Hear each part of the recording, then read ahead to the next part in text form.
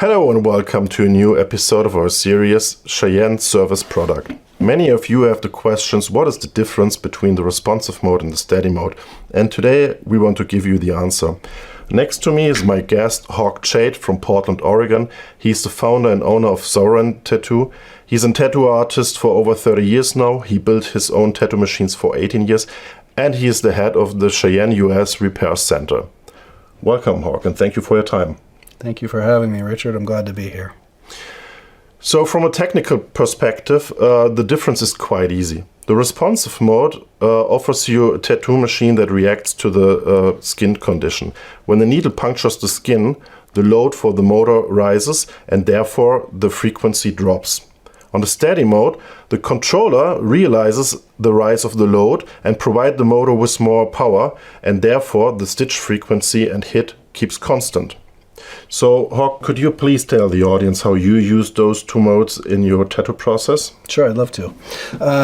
Firstly, having the two modes in one machine, I think is just incredible, and I love it because I love to use the two modes. And previously, with having the Sol Nova, I would have two machines because I want to use that steady mode that the Sol Nova has when I'm lining, and I want to use that responsive mode for more delicate shading work. So now I can use them both in one machine, and I think that that's incredible. I will use the steady mode mainly for lining and when I'm doing bold, solid work, when I'm packing like black work or really solid color work, I will use that steady mode. And then again, it also comes down to the client's skin and how there's so much variation from person's skin to another, and even within one client the skin can be very different from area to area, and so I will switch from mode to mode depending on the reaction that I'm getting from the skin as I'm watching while I'm working. So the steady mode for really a powerful, strong hit. I love that. And if I'm doing more delicate work, if I'm doing like really fine line, single needle, tight 3 kind of work, or if I'm doing delicate shading and blending work, I'll switch into that responsive mode.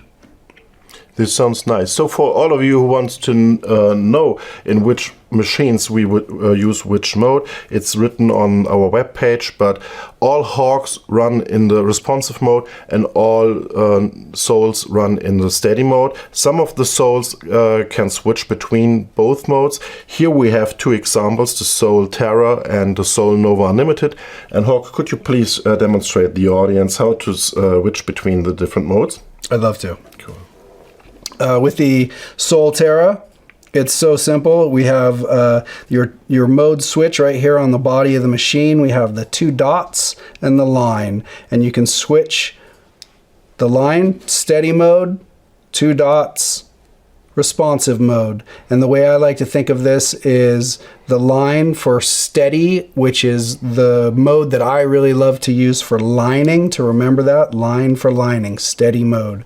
Dots for responsive mode, and I think of that as more like whip shading, like dots. So that's how I differentiate those two, keep it in my head, and it's really easy to use and it's wonderful. You can switch the mode with the machine off or on running. It doesn't matter. It won't hurt the machine, and it's just super easy and wonderful to use.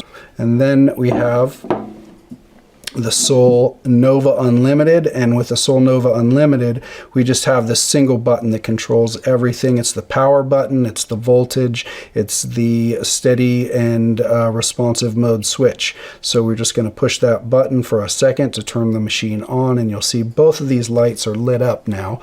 And with this steady light, we're in steady mode, and we're going to hold it for a second, and now we have a blinking light and we're in responsive mode, and that's it. It's that simple. Okay. So thank you for the demonstration. In a nutshell, you can say the steady mode is for the powerful work and the responsive mode is more for the delicate work. If you have further questions we haven't answered in this little video, just comment them below the video, and thanks for being patient. Thank you, Hawk, for your time and this nice explanation. Thank you, Richard. Thanks for having me. Stay tuned.